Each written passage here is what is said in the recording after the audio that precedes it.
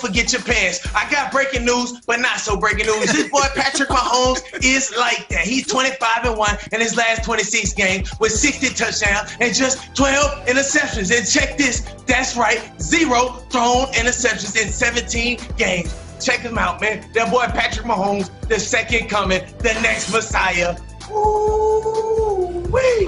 Patrick Mahomes. There it is, boy. Colleen Mahomes. Yeah, Mahomes dominated the Bucs in their first meeting. How will Tampa adjust their defensive game plan this time around? Wow, Sir Stats has had some coffee this morning, and I'll have what he's having. The way they're going to adjust is playing the key guys that they didn't have available in Week 12. Jamel Dean, that speed, he has those wheels. That's going to be great against the speed that on this offense with Tyreek Hill. And then you have Vita Vea, who they didn't have in Week 12. That's a huge impact because it frees up opportunities for the guys on the outside, like Shaq Barrett, JPP. And as Sean Murphy-Bunting alluded to, they've already played this team and Tyreek Hill, so that's already an advantage in and of itself. Yeah, good analysis. We would have accepted cover Tyreek Hill. All right, Sir Stats, stat number 2. Yeah. Hey, so now the difference right here, man, the Bucs have really struggled since winning Super Bowl 37. Shout out to my guy Ward Dunn. From 2003 to 2019, they just won 39% of their games, 4th worst record in the league. But all that changed when the GOAT arrived, TB12, that's right, Tampa Bay has 3 playoff victories already. Gotta thank the big man, Tom Brady. The GOAT. Yeah, but the script says ask D Hall if Tom Brady's getting too much credit for the Bucs' success. I'm going to have to say yes. Tom's getting a little too much credit. And look, I'm the biggest Tom Brady fan. His GOAT status is up there with the all-time GOATs in any sport. But come on, guys. This defense is balling, man. They are the reason that Tampa Bay is in the Super Bowl. It was there last year. And they do have a lot of weapons on the outside to help Tom Brady out as well. Don't get me wrong. Tom is same weapons from last great, year. but I think he's going to even light it up more next year. That's from the biggest Tom Brady fan. I'd hate to hear what the smallest Tom Brady fan has to say. Sir Stats, Mike Cobb, give it to us. All right, now we know the Chiefs are good. But did we know that they're this good? KC has held the lead in 61 straight games. They've won 12 straight outside of Kansas City, and they're 9-1 in games decided by 8 points or fewer this season. Mike Robb, this team has 0 weakness. How they gonna win? How they gonna stop them?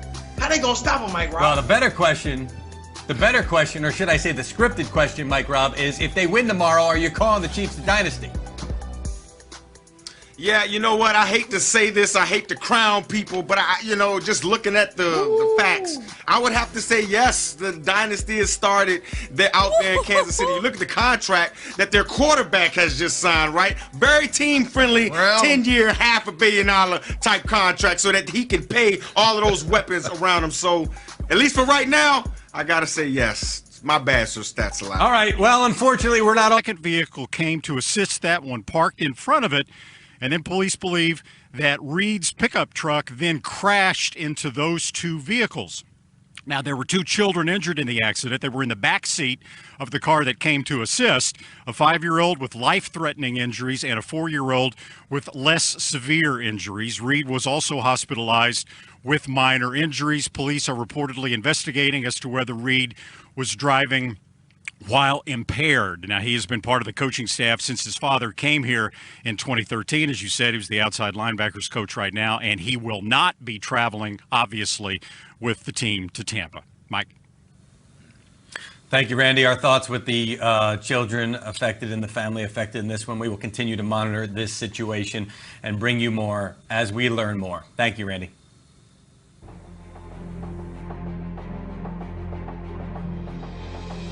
Warwick, with his speed, is so underestimated.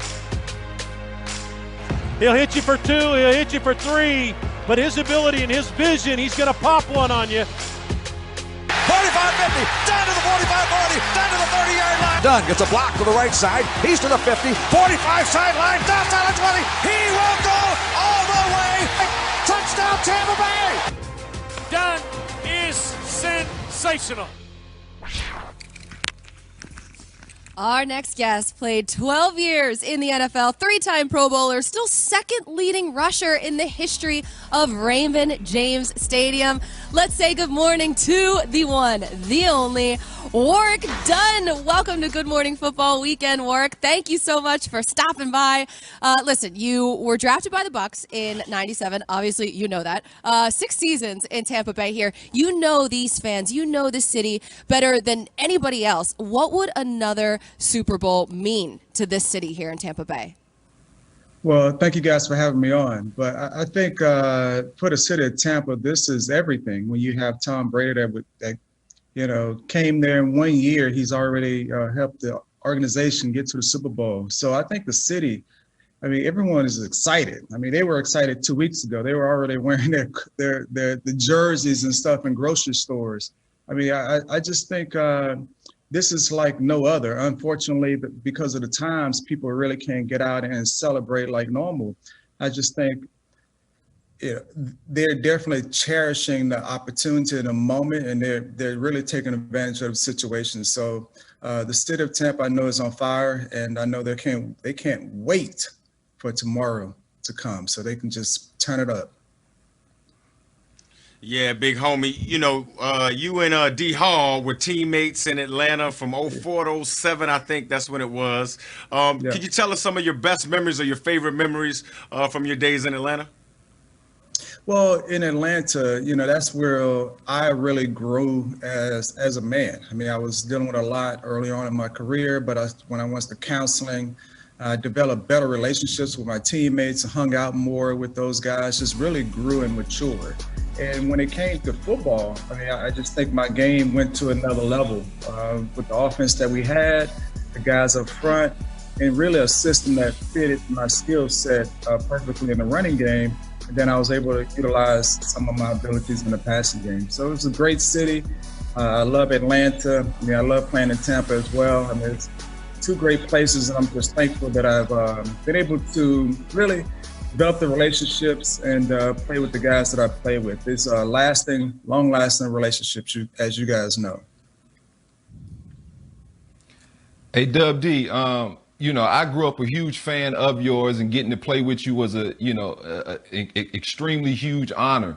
But even more so than playing with you on the field, I think it was, your vision and your desire to do so much in the community that I think helped our football team become a better football team. Can you kind of speak to, what was your driving force behind, just being so charitable and just really, propelling everyone in our organization to really give back and pour into the community as well?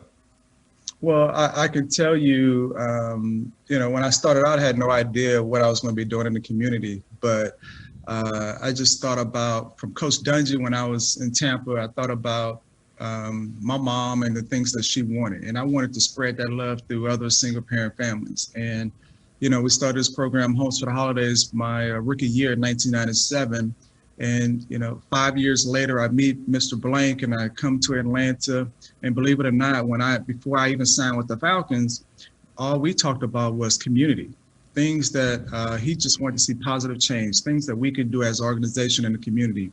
And I just think that really propelled me to help, hopefully, you would say, influence other players to get involved and to give back, not just care about the game on the field, but also about people, about human beings. You want to see life-changing moments. And we all have that one little thing that we could do to impact the family and the kid's life. And I just felt like that was important. But most importantly for me, I would tell you the city of Baton Rouge, they taught me what it means to care about, their family, your neighbor. When I lost my mom, they started a fund for us, and that's how we were able to save money. And that really displayed to me that your community cares about you. So for me, I go everywhere that I've lived, I try to display that, even in Atlanta with you guys. I really just try to lead by example and not just by words.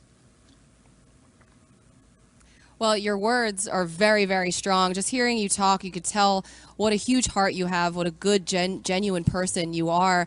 The 2004 Walter Payton Man of the Year, where does that rank among your career accomplishments?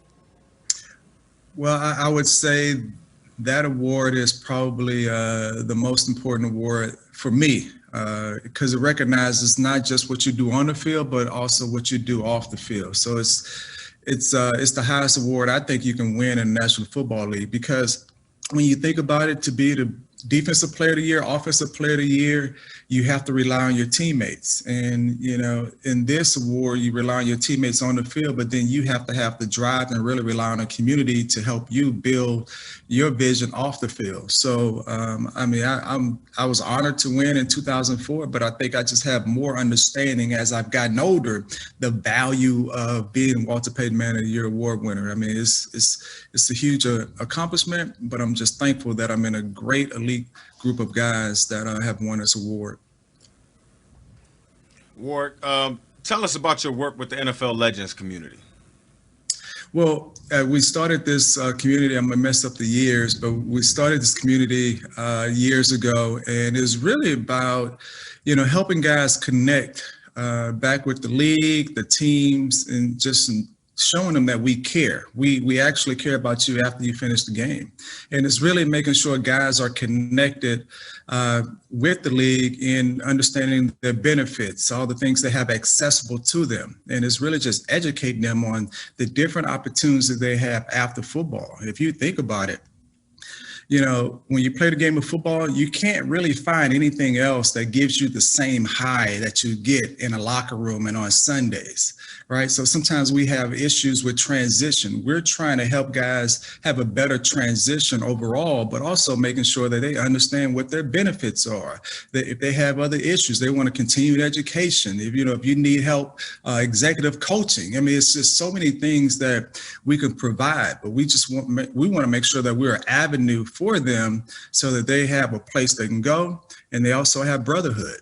As you know, I mean, we want to make sure that it's an environment that guys can come, hang out, see each other, you know, stay in constant contact, just continue to build those relationships, you know, that now that you're not in the locker room, you know, this is your off the field locker room with the Legends program as well. Warwick, you do incredible work. You always